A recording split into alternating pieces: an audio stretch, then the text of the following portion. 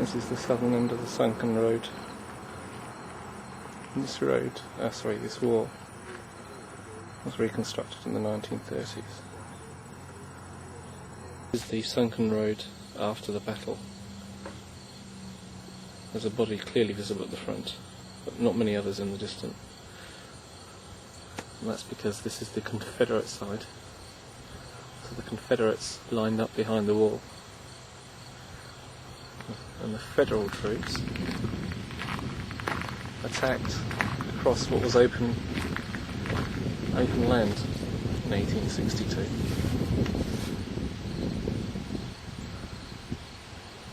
So in other words, Confederates could hide behind the wall and shoot at will, and the Union troops were just running uphill into guns.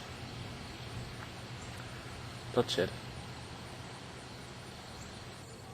Okay, this is Innes house, and above it is Marye's Heights, right the way across the front of this position. So the Union troops are attacking from here, up this hill.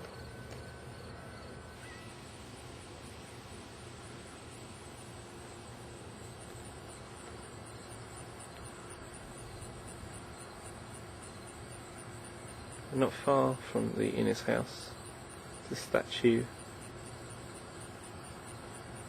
to Richard Kirkland, who was otherwise known as the Angel of Marye's Heights. He jumped over the Sunken Road wall and gave water to the wounded Union troops on this side. He did that for 2 hours. The Union troops didn't fire on him because they realised he was helping their troops. This is a well-known drawing of the Sunken Road with the soldiers behind the wall, and this is the position today.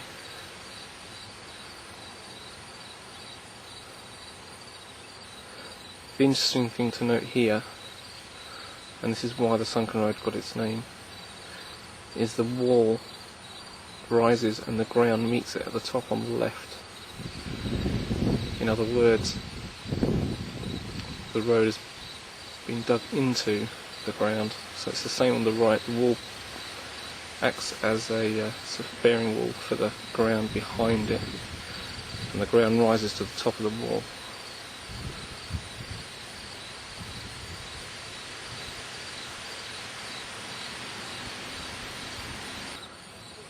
So this is the Sunken Road. So on the right, at the camera position, the road is about 2.5 feet below the ground on the other side of the wall.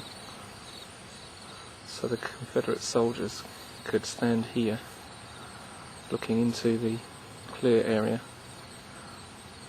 and fire at will and have the protection of the wall. Right, the Sunken Road is to the right, Innes house is in the centre.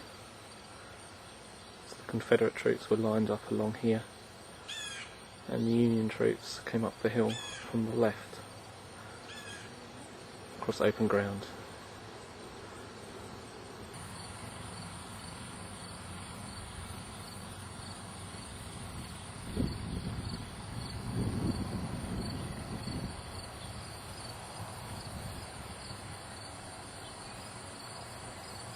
This is the view from Marye's Heights. Many of the Confederate soldiers stood up here and fired down past the Sunken Road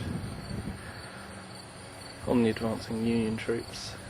Many ran down the slope behind the wall and fired from there.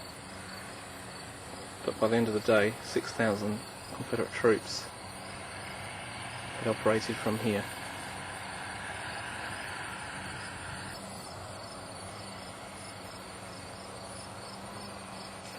This is the view today from Marye's Heights, the Sunken Road at the bottom of the slope where the cars are parked today.